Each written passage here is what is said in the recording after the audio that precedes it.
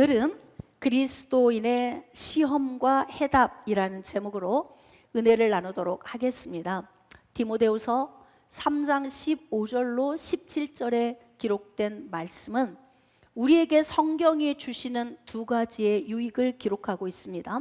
첫 번째는 구원에 이르는 지혜가 있다. 그래서 기록된 성경 말씀을 들어야 우리가 구원의 자리로 나아간다는 것이고, 그리고 두 번째는 교훈과 책망과 바르게 함과 의로 교육하기에 유익해서 우리의 삶이 완전해지도록 인도해주는 가이드북이다. 그러므로 어찌 보면은 성경 말씀은 우리에게 주시는 영생뿐만이 아니라 이 땅에 사는 동안 인생 사용 설명서가 되어서 우리 인생의 내비게이션이 되어 주신다는 겁니다. 그러므로 우리는 구원뿐만이 아니라 삶 속에서도 균형 잡힌 삶을 잘 살아서 이 땅에서 하나님이 주시는 분복을 받아 누리는 은혜가 있으시기를 주님의 이름으로 축복합니다. 우리는 문제 없이 살 수 없습니다. 제가 늘 여러분들에게 말씀드리는 것처럼 문제 없이 살려면 이 땅에서 호흡이 멈춰야 되는 거예요. 여러분, 하나님 품에 가면 고통도 없고 슬픔도 없고 눈물도 없고 질병의 아픔도 없습니다. 그래서 주님 앞에 가야만이 우리는 문제에서 벗어날 수 있기 때문에, 그러므로 이 땅에서의 삶 가운데 당한 문제는 우리가 어떻게 감당해야 되는지 오늘 기록된 말씀을 통해서 배워보고자 합니다. 삶을 우리가 잘 사는 거 굉장히 중요합니다. 그런데 잘 삶에도 불구하고 문제가 계속 우리에게 오는 거예요. 이유는 무엇이냐면 아담이 범죄함으로 인해서 저주를 받았기 때문에 그렇습니다. 그래서 그 저주로 말미암아 죽게 되었고, 또 가시덤불과 엉겅퀴가 땅에 덮이게 되는 환경의 저주를 받게 된 거예요. 그래서 땀 흘려 일해야 하고 질병이 찾아왔고 가난으로 고통받아야 되는 그런 문제가 발생된 것입니다. 그래서 우리는 문제와 무관하게 살 수 없다. 늘 제가 여러분들에게 이렇게 말씀드립니다. 자, 그러면 문제와 무관하게 살 수 없다면, 그러면 그냥 문제가 오면은 그냥 내 문제구나 이렇게 다 받아들여야 하는 것인가? 자, 잘 기억해 보세요. 지금 제가 네 가지를 나열을 할 건데, 머리가 똑똑하신 분들은 제가 질문하면 네 가지를 다 답할 수 있을 거예요. 자, 첫 번째, 문제가 발생되지 않도록 사는 것이 지혜다. 자, 두 번째, 문제가 발생됐다면 빨리 해결하는 것이 지혜이다. 세 번째, 문제가 발생되었는데 내 힘으로 할 수 없으면 하나님께 구하고 기도하는 것이 지혜이다. 그 다음 네 번째, 하나님께 구했는데 무응답으로 응답하셨다면 감당하는 것이 복이다. 좀 정리가 되시죠? 자, 그러면 오늘 네 번째, 감당하는 것이 복이다. 이 부분의 관점으로 오늘 말씀을 전하도록 하겠습니다. 고린도전서 10장 10절과 11절에 이렇게 기록되어 있습니다. 그들 가운데 어떤 사람들이 원망하다가 멸망시키는 자에게 멸망하였나니 너희는 그들과 같이 원망하지 말라. 그들에게 일어난 이런 일은 본보기가 되고 또한 말세를 만난 우리를 깨우치기 위하여 기록되었느니라. 여러분, 성경 말씀은 본보기입니다. 제가 아까 말씀드렸죠? 인생 사용 설명서이다. 그래서 예수 그리스도를 잘 믿는 것과 이 땅에서 삶을 잘 사는 것, 이 두 가지가 굉장히 중요해요. 그래서 균형 잡힌 삶을 사는 것이 그리스도인의 관건입니다. 그래서 성경은 우리에게 인생의 삶에서 정말 일어나서는 안 될 일까지 아주 세밀한 내용들을 성경 66권에 기록해 놓은 거예요. 왜? 그 기록된 말씀 보면서 배우라고. 잘한 사람은 보면서 나도 저렇게 살아야지. 잘못 간 사람을 바라보면서 나는 저렇게 살지 말아야지. 이것을 배우라고 우리에게 기록을 주신 거예요. 그래서 구약 시대에 광야에서 일어난 그 사건을 기록하면서 이런 일은 본보기가 되고 또한 말세를 만난 우리를 깨우치기 위하여 기록하셨다. 깨달아지시면 아멘. 자, 그런데 그들 가운데 어떤 사람들이 원망하다가, 여러분 지금 우리 인생의 삶에 원망하는 문제 발생할 수 있어요. 힘들면 원망 당연히 나오죠. 그것은 상식 아닙니까? 인생에서 내가 지고 가기 버거우면 당연히 원망되죠. 하나님, 왜 하필이면 저에게, 또 좀 더 깊이 나가면 하필이면 왜 우리 가정에, 또는 저처럼 하필이면 꼭 인천 광민 교회에, 이렇게 우리가 이제 우리 인생에 만난 어떤 문제들을 왜라고 하나님께 질문하면서 하필이면 나에게, 우리 가정에, 내 사업장에, 또 우리 교회에, 하필이면 우리 나라와 민족에, 뭐 이런 우리가 원망 섞인 기도를 할 수 있어요. 자, 그런데 이 원망의 기도를 하나님이 기뻐하지 않으신다는 거예요. 그러면 원망할 수밖에 없는 환경에서 우리는 어떻게 해야 원망을 감사로, 감당하는 마음으로 바꿀 수 있을까? 지금 이들이 원망하다가 멸망당했던 이 사건은 민수기 14장에 기록되어 있는데요, 그 사건을 좀 제가 오늘 설명을 해드리려고 합니다. 이스라엘 백성들이 지금 막 밤새 통곡하고 옵니다. 민수기 14장 1절, 온 회중이 소리를 높여 부르짖으며 백성이 밤새도록 통곡하였더라. 인생 살다 보면 이런 문제 만날 수 있어요. 우는 것이 나쁘진 않아요. 울 수도 있고 또 통곡하고 부르짖고 때로는 원망의 말도 할 수도 있고, 뭐 인생의 삶이라면 이런저런 요인의 어떤 기도를 할 수 있지요. 그런데 중요한 것은 동기가 무엇이냐, 이것이 중요한 거예요. 지금 이스라엘 백성들이 모두가 밤새 통곡하면서 울고 있다는 거예요. 이유가 무엇일까요? 여러분, 이스라엘 백성은 하나님의 자녀들입니다. 하나님이 특별히 아브라함을 선택했고 그의 자손을, 민족을 만들어 주셨습니다. 그래서 민족이 된 그들을 어떻게 했어요? 이방의 객이 되게 하셨고, 이방의 객이 된 상태에서 430년 만에 애굽에서 그들을 이끌고 나왔어요. 왜냐하면 아브라함에게 가나안 땅을 약속하셨기 때문에 그렇습니다. 그래서 하나님께서는 당신의 약속을 이루시기 위해서 모세를 부르셨고, 모세를 통해서 이스라엘 백성들을 가나안 땅으로 이끌어 나오시는 과정 중에 일어난 사건인 거예요. 이들이 홍해를 건넜습니다. 반석에서 물이 쏟아져서 반석에서 물을 마시고, 또 하나님께서 매일 새벽마다 만나를 내려주셔서 만나를 먹었고, 때로는 메추라기를, 동풍을 불어서 하나님이 쏟아부어 주셔서 그들은 고기가 먹고 싶을 때 고기를 먹으면서 약 2년여 동안을 계속 광야에서 가나안을 향해서 나아갔습니다. 자, 그런데 그들이 가데스 바네아라고 하는 곳에 도착을 했을 때 하나님께서 그들에게 음성을 주신 거예요. 모세야, 이스라엘 백성들을 데리고 올라가라. 가데스 바네아는 아모리 족속의 접경 지역이에요.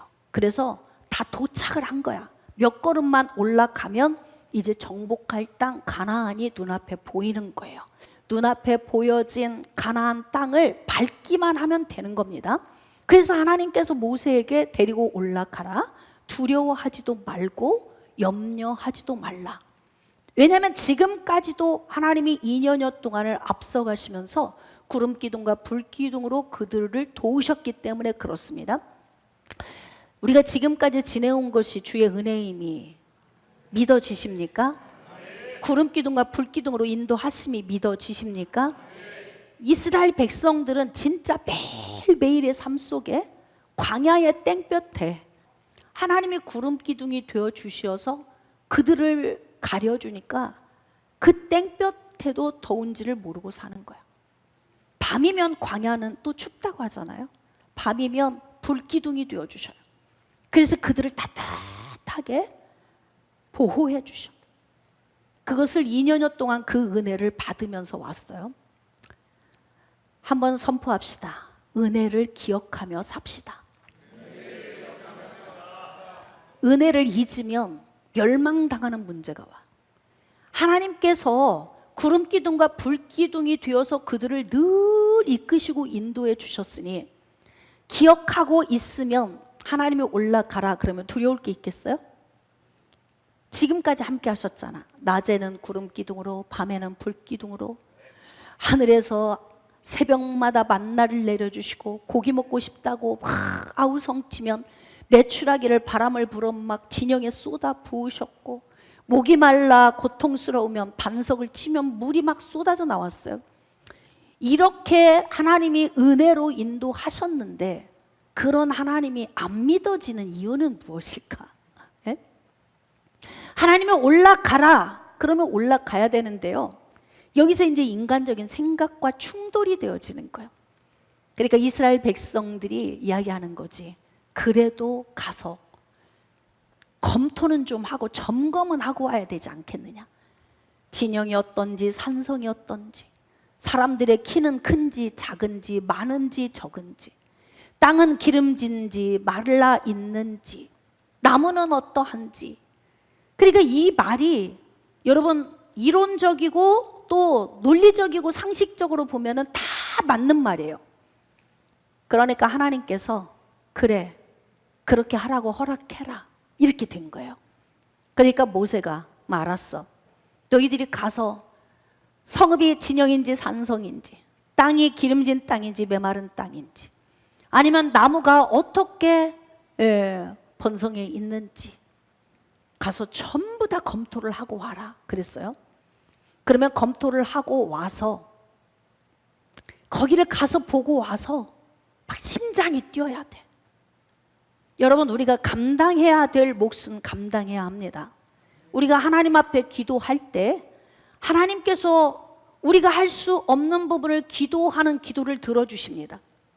그리고 하나님이 응답 주실 때가 있는데요, 이 응답은 모든 것을 우리가 원하는 방식으로 주시는 응답으로 일하시지는 않는다는 거예요.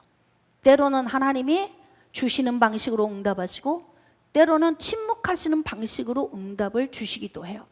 그러니까 우리가 기도를 하는 것은 내가 원하는 방식의 모든 결과를 원하고 기도하는 것이 아니라, 하나님 저는 이런 결과를 원하는데 하나님의 계획은 어떠신지요? 제가 이런 결과를 원하지만 하나님이 주시는 결과를 쫓아 살겠습니다. 나는 이런 기도한다. 이런 분 손 들어 보셔봐요. 거의 없을걸요. 아마 대부분은 다 내가 원하는 기도하지. 자녀를 이렇게 되게 해주세요. 가정이 이렇게 되게 해주시고 우리 나라가 이렇게 되게, 다 모든 게 우리가 다 원하는 대로만 기도하는 거예요. 나라가 평안했으면 좋겠어요. 그런데 안 평안하면 하나님이 내 기도 안 들어주셨나? 이렇게 내가 원하는 대로 안 되어 있으면, 여러분 때로는 나라가 평안하지 않은 것이 하나님의 응답일 수 있어요. 왜인 줄 아십니까? 평안하지 않아야 깨어나지. 그래야 일어나 기도하지요. 때로는 하나님이 내가 원하지 않는 방식으로 일하시기도 하신다. 할렐루야. 그러므로 우리가 지금 가나안 땅을 정복함에 있어 이스라엘 백성들이 전부 다 가서 그곳에 가서 점검을 하고 검토를 하고 분석을 해서 그렇게 해서 계획을 세우고 그 계획 안에서 전진을 하면 사실은 일을 하는 입장에서는요 훨씬 수월합니다. 그러니까 준비 없이 가는 것보다 준비해서 가는 것이 훨씬 좋아요. 그래서 무계획적으로 사는 사람보다 계획적으로 사는 사람이 훨씬 전진을 할 수밖에 없는 거예요. 그것이 합당하기 때문에 하나님이 허락을 하신 거죠.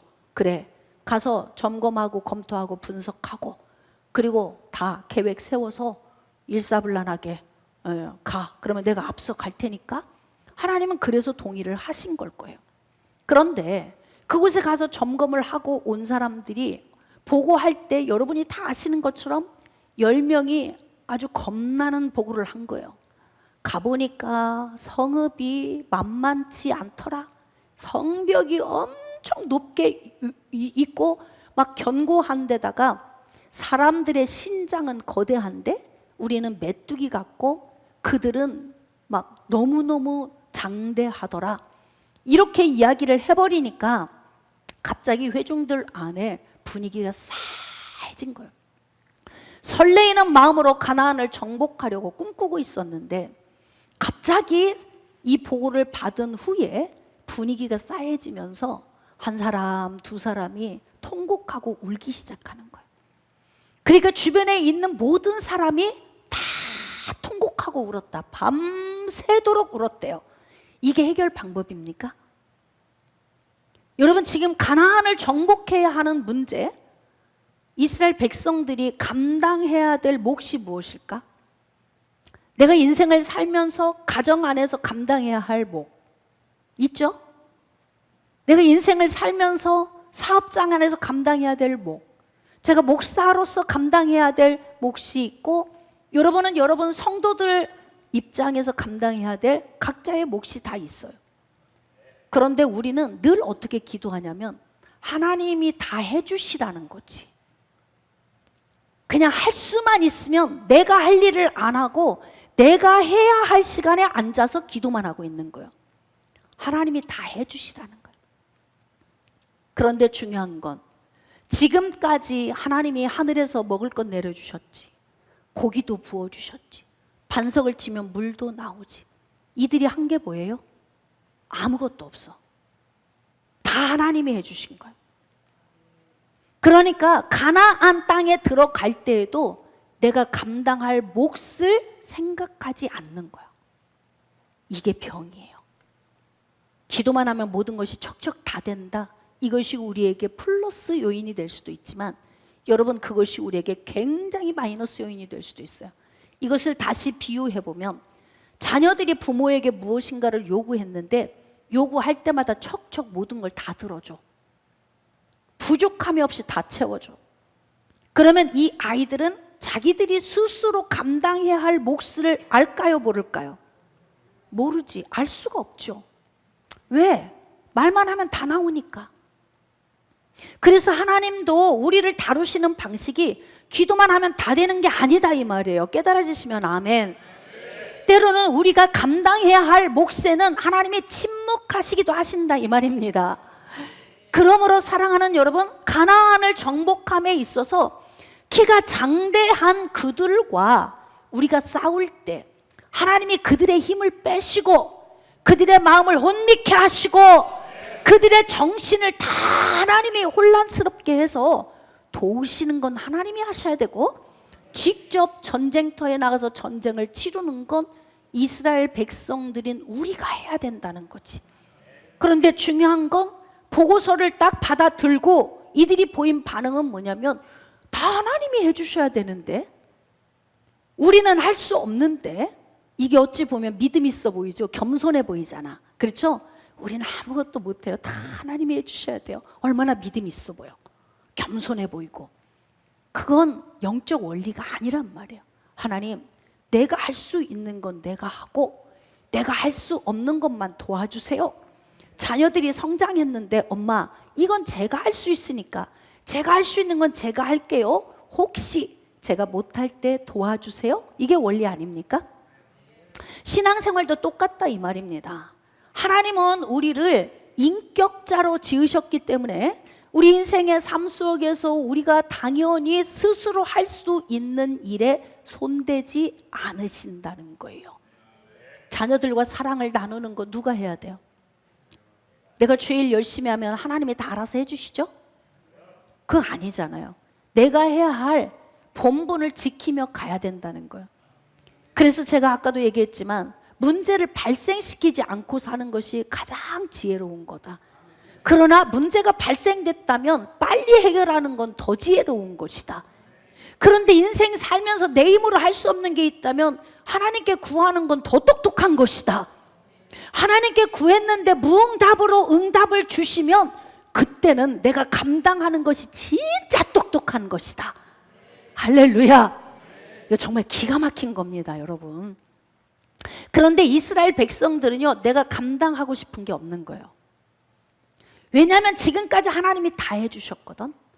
근데 가나안 땅에 들어가서 장대한 사람들과 메뚜기 같은 우리가 그들과 함께 싸워야 된다, 이 자체가 하고 싶지 않은 거야. 하나님이 해주셔야 되는데 믿음이 거기까지 도달되면 얼마나 좋겠어요. 그래? 우리는 메뚜기 같고 그들은 장대할지라도 하나님이 하시면 돼. 이렇게 하고 들어가면 전쟁터에 나가서 싸우면 우리가 싸우고 그들의 힘을 빼는 것은 누가 하신다? 하나님이 하시는 거예요. 하나님이. 여러분, 다윗이 블레셋과 싸우러 갔을 때 물을 흩음같이 싸웠다 그래. 다윗에게는 하나님이 막 넘치는 힘을 주시고 대적자들에게는 하나님이 힘을 빼셔서 그냥 슥 하면 그냥 슥 무너지고 슥 하면 그냥 슥 무너지는 거야. 그러나 다윗이 감당했던 게 뭐예요? 전쟁터에 나가서 싸웠다는 거예요. 그들의 힘을 빼는 건 하나님이 하셨다는 거죠. 여러분, 이게 인생의 동역이 잘 호흡이 맞으면 진짜 인생은 재밌습니다. 부부가 호흡이 착착 맞으면 행복하지요. 하여튼 로또처럼 안 맞는 부부는 얼마나 불행하겠어. 누구 때문에 안 맞았어? 지금까지 시작. 제가 이 얘기 할 때 그 인간 생각했죠. 나는 역시 안 맞아. 난 그 인간하고 로또처럼 안 맞아. 근데 그쪽에서는 지금 뭐라고 생각하고 있을까? 나같이 지금 똑같은 생각하고 있을 거예요. 다 누구 문제다? 다 내 문제다. 내 문제다. 그런데 우리가 인생 살아가면서 하나님과 2인 삼각경기 치르면서 하나님과 호흡이 척척 맞으면 인생이 얼마나 신바람 나겠어요. 여러분, 찬양 속에 주와 같이 길 가는 것 즐거운 일 아닌가. 즐거운 일인가요? 주님과 같이 가는 게 즐거운 일이에요? 그런데 왜 지금 이스라엘 백성들은 이렇게 밤새 통곡하고 우는 거예요? 주님과 같이 가는 길이 즐겁지 않은 거예요. 왜일까요? 왜? 주님이 다 해주셔야 돼. 남편이 다 해줘야 돼. 아내가 다 해줘야 돼. 나는 뭐 하기 싫어. 근데 이제 내가 뭔가를 해야 돼. 아우, 정말 짜증나네 이게. 이렇게 되면 어떻게 해요? 가나안 땅에 가고 싶어, 안 가고 싶어요? 안 가고 싶은 거지. 내가 감당해야 할 몫이 있으니까 짜증나는 거야. 근데 감당해야 할 일이 가벼운 짐이면 그런 대로 들고 가고 싶은데 가서 보니까 우리는 메뚜기 같고 저들은 장대하다는 거예요. 그러니까 감당을 하고 싶지 않은 거예요. 여러분, 인생은 적당히 좀 지고 가야 될 짐이 있어야 재밌는 거예요. 인생의 삶 가운데 전혀 문제없이 시온의 대로 같은 삶을 산다. 그러면 정말 무료할 거예요. 오늘도 눈을 뜨면 이 문제 해결, 저 문제 해결, 이것도 해야 하고 저것도 해야 하고, 예? 그런 기쁨이 있어서 하루가 사라지는 거예요. 만약에 나이를 먹었는데 배우자가 먼저 가고 나 혼자 있어. 그러면 나 혼자는 입맛도 없고 나 혼자 먹으려고 밥할 이유도 없고, 그러니까 나중에는 영양실조로 쓰러지고 어디 나갈 일도 없고 시장 볼 일도 없고 뭐 남편을 위해서 뭘 할 일도 없어. 그럼 어떻게 하면 못 걸어 나중에는. 그래서 결국은 그렇게 세상을 떠나게 돼요. 여러분, 명긴 남편이 있는 걸 기뻐하십시오. 할렐루야. 네, 밥 해주는 아내가 있음을 기뻐하십시오. 네, 여러분의 인생의 삶에 지고 가야 될 짐이 있는 것에 감사하십시오. 오늘도 아침에 일어나서 아이들 밥을 해줘야 되는 일이 있다는 걸 기뻐하십시오. 네? 오늘도 빨래하고 설거지하고 청소하고 뭔가 내가 할 일이 있다는 것이 얼마나 기쁜 일입니까? 그러므로 사랑하는 여러분, 인생의 삶의 문제를 다 주님께 대어 맡기지 마시고 여러분이 지고 갈 수 있는 것, 어지간한 것은 어떤 것? 시작. 그렇지. 어지간한 것은 어떻게 하자? 지고 가자. 이거 제 얘기가 아니에요. 제 얘기가 아니에요. 자, 말씀을 좀 볼까요? 어지간한 것은 우리가 지고 가야 되는데요. 고린도전서 10장 13절에 이렇게 기록되어 있어요. 사람이 감당할 시험 밖에는 너희가 당한 것이 없나니 오직 하나님은 미쁘사 너희가 감당하지 못할 시험당함을 허락하지 아니하시고 시험당할 즈음에 또한 피할 길을 내사 너희로 능히 감당하게 하시느니라. 바울이 고린도 교회 성도들에게 구약에서 광야에서 살았던 믿음의 선진들에 대해서 이야기를 하면서 그러면서 이들에게 마지막으로 이런 당부를 하는 거예요. 사람이 감당할 시험 밖에는 당한 것이 없다? 그 말은 뭐예요? 어떤 시험이든지 오면 우리가 감당할 수 있다, 그 뜻이에요. 자, 그런데 너희가 감당하지 못할 시험 당함을 하나님이 허락을 안 하시고 또 감당하지 못할 시험 당할 쯤 되면은 피할 길을 샥 열어주신대.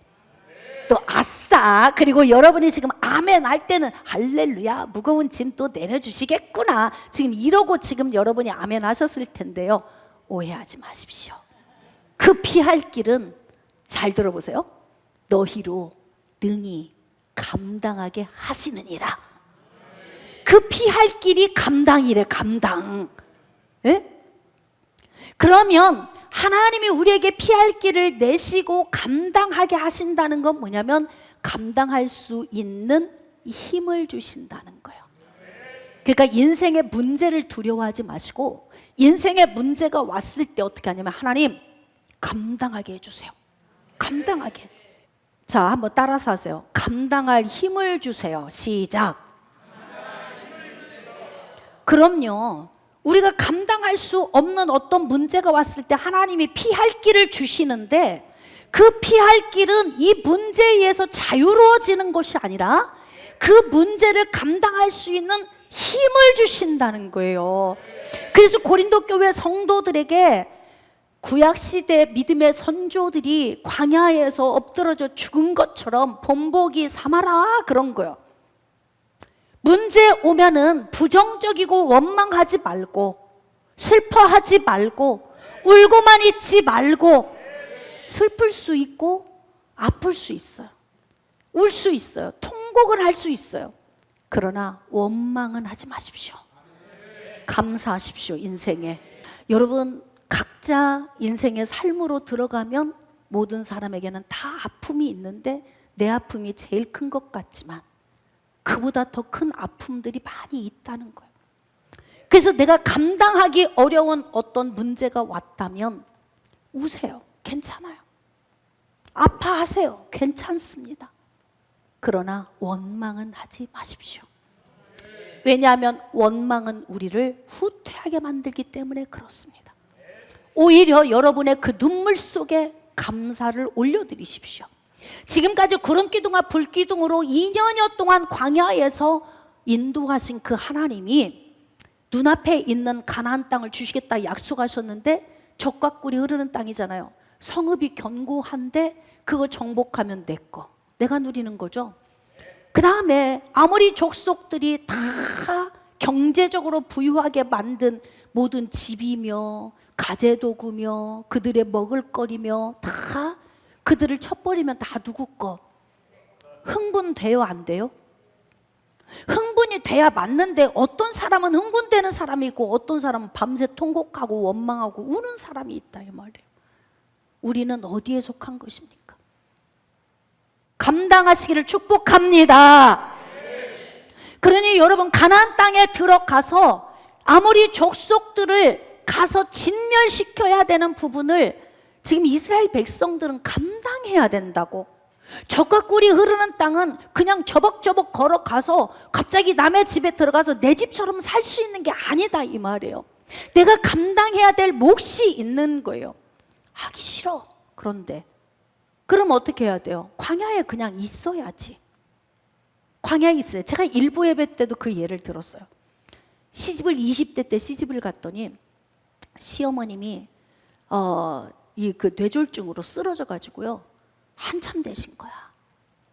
그랬는데 누가 이분을 모셔야 되냐, 이런 문제지. 근데 시누이가 와서 옳게 엄마가 사시면 얼마나 사시겠어? 이렇게 말을 하니까 그 말이 맞는 것 같아서 얼마나 사실까 싶어서 모신 거예요. 10년이 지나도 안 돌아가시고 20년이 지나도 안 돌아가시고 안 돌아가셔. 이 며느리가 늙을 때까지. 그럼 생각해 봅시다. 어머니 돌아가실 날만 기다리고 모시기 시작한 삶에서 노인이 된 그 나이까지 행복했을까? 행복했을까요?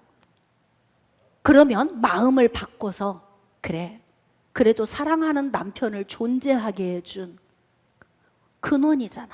내 남편을 낳아줘서 내가 내 남편을 누리는 거고, 그러니까 어머니가 비록 누워 계시지만 나에게 소중한 존재를 안겨주셨으니까 내가 감당해야지, 이 마음으로 갔더라면 하루하루의 삶이 어떤 삶이었을까? 오늘 잘 고민해 보세요. 기쁨으로 감당합시다. 어떤 환경에서 여러분이 감당해야 될 요인은 우리가 다 다를 수 있어요. 여러분이 감당해야 될 다 다른 요인들이지만 그 요인들을 내가 감당해야지 라고 결심하는 순간 여러분은 행복해질 거예요. 가난한 집에 시집을 와서 가문을 일으켜야 된다는 부담감이 있을 수 있어요. 그런데 부잣집에 가서 소외당하고 그냥 시집 올 때 아무것도 안 해왔다고 외면당하는 집에 가서 사는 것보다 아무것도 없는 단칸방집으로 시집 가서 살림 일구고 사는 것, 그거 감당하는 것이 더 복이 아닐까요? 어떻게 생각하십니까? 항상 가난하지 않아요. 신혼 때는 다 그렇게 시작을 해. 그런데 어느 때 보면 내 집도 생기고, 어느 때 보면 다른 재산도 생기고, 어느 때 보면 되어 있어, 이게. 그러니까 지금 하루하루의 삶을 기쁨으로 감당하면서 가면은 우리의 삶이 복되다는 거예요. 근데 이스라엘 백성들은 밤새도록 통곡했대요. 자, 2절. 이스라엘 자손이 다 모세와 아론을 원망하여.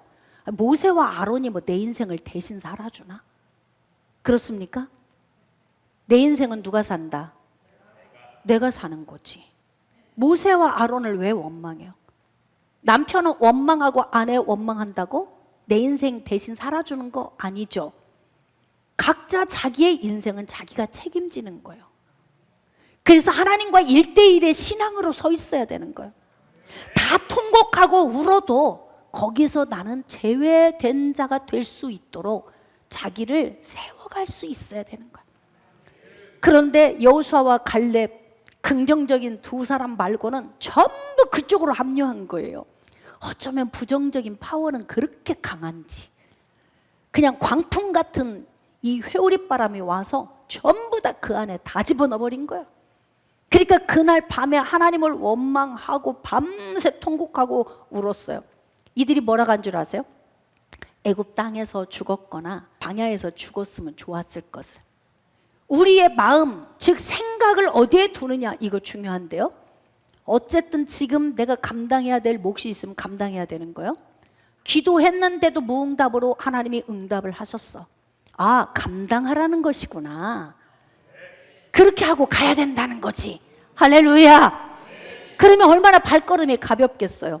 내가 감당해야 하겠구나 라고 마음을 먹고, 자녀도 하나 낳았더니 좀 허전해, 하나 더 낳아야지, 둘 낳았어요. 감당하려고 마음을 먹으니까 가벼운 거야. 불끈불끈 들어지잖아요. 둘인데 적어, 하나님이 하나 더 낳아라 또 그러시는 거야. 셋을 낳았잖아요. 감당이 다 되더라고. 왜? 맘먹기 나름이다. 인생은 맘먹기 나름이다. 왜 주양 목사님은 기도하면 다 된다고 안 하고 꼭 저렇게 말씀하시나? 지금 성경 얘기하고 있는 거라니까요. 응? 기도하는 것으로 다 되지 않아요. 내가 해야 할 일이 있어요. 그리고 하나님께서는 때로는 우리에게 감당하라고 넣어주시는 게 있어요. 너는 그 아픔 통해서, 처절한 실패를 통해서 실패한 사람을 너는 보듬는 자가 되어야 돼.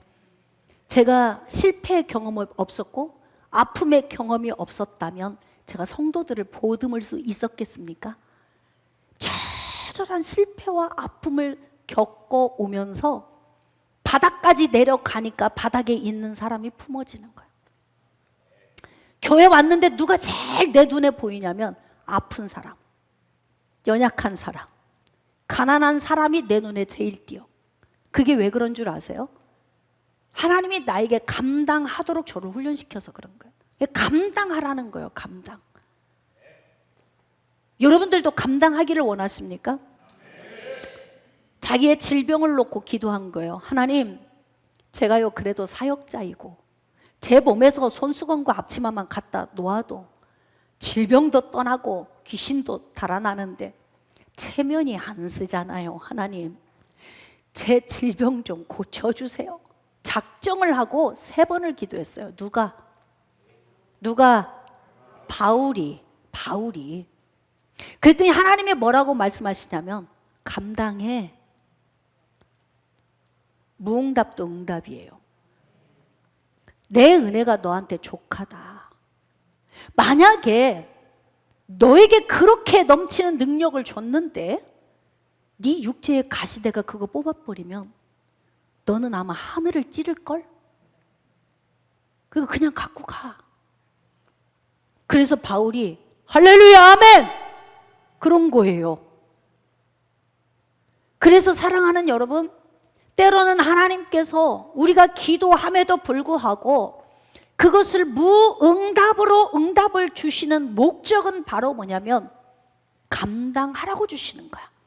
자, 그럼 질문해 보겠습니다. 하나님이 감당하라고 하셨다면 그 다음 하나님이 하실 일이 무엇일까요? 시작. 감당할. 할렐루야. 감당할. 그럼요. 감당할 힘과 능력을 주시는 거예요. 여러분, 인생은 뭔가 좀 감당할 게 있어야 재밌는 거예요.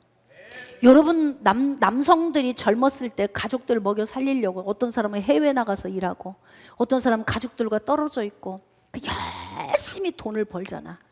근데 그 돈을 버는 이유가 뭐예요? 감당하기 위한 거죠. 가족들 먹여 살리고 감당하기 위해 하는 거잖아요.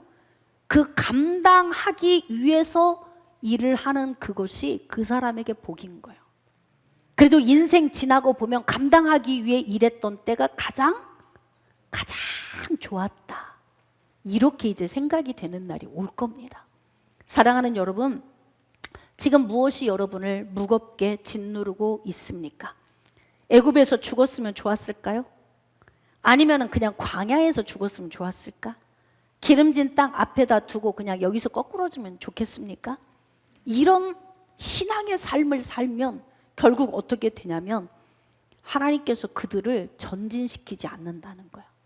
그들이 스스로도 전진하고 싶지 않고 전진하고 싶지 않은데 하나님이 그들의 코를 꿰서 끌고 가시냐? 천만에 안 끌고 가세요. 왜? 하나님은 당신의 형상으로 우리를 너무 귀하게 인격적으로 창조하셨기 때문에 지극히 인격적으로 대하시는 거예요. 그래, 애굽에서 죽었으면 좋았겠어? 지금 광야에서 죽으면 좋겠니? 알았어. 그러시는 거야, 하나님이. 그러시더니 뭐라고 하시냐면 가서 정탐한 날수 40일, 하루를 1년으로 계산해서 40년? 알았다. 너 원하는 대로 해줄게. 그래서 40년을 하나님이 팔짱을 끼고 이들이 광야를 뱅뱅뱅뱅 도는 동안 하나님이 팔짱 끼고 기다리고 계셔. 내 믿음은 내 말에서 나오는 거야. 내 말은 나의 속사람의 생각 속에서 나오는 거야. 신앙의 말을 하십시오. 할렐루야. 지금 회피하고 싶고 도망가고 싶고 내려놓고 싶고 포기하고 싶고 차라리 애굽에서 죽었으면 좋았고 지금 광야에서 죽는 게 훨씬 좋을 것 같아. 생각해 봅시다. 애굽에서 죽는 게 훨씬 좋았어요? 광야에서 죽는 게 훨씬 좋아요? 아니면 가서 하나님의 구름 기둥과 불 기둥으로 인도에 가시면서 가나안 땅에 들어가서 그들의 힘을 빼시고 가서 전쟁 한번 치르고 그들이 살던 터전 차지하고 기름지게 사는 것이 좋습니까? 오늘 깨달아지시면 아멘. 그러므로 사랑하는 여러분, 이렇게 광야에서 엎드러진 자들이 엎드려질 수밖에 없었던 이유는 뭐냐면 하나님이 다 알아서 해주시는 것만 받고 싶은 거야. 내가 감당해야 될 몫은 하기 싫은 거예요. 가장들은 열심히 일하세요. 백수처럼 놀지 마십시오. 왜냐하면 하나님께서 남자들은 땀 흘려 수고해서 일하라고 하나님이 말씀하셨거든. 아내들은 가정에서 열심히 자녀들 잘 양육하고 맞벌이 부부라면 서로 일을 나눠서 같이 돕고 각기 내 상황과 형편에 처해진 대로 내가 감당해야 할 몫을 잘 감당해야 되는 거예요. 깨달아지시면 아멘. 그러므로 지금 이들은 죽었으면 좋았을 것을 이렇게 말한 걸 들으시고, 알았어, 너희가 원하는 대로 해줄게. 그래서 그들이 40년 동안을 맴돌고 그들이 다 죽을 때까지 하나님이 기다리고 계신 거예요. 그러니까 뭐냐면 벌써 들어가고도 남았을 시간에 딜레이 돼. 여기서 머무르고 있는 거예요.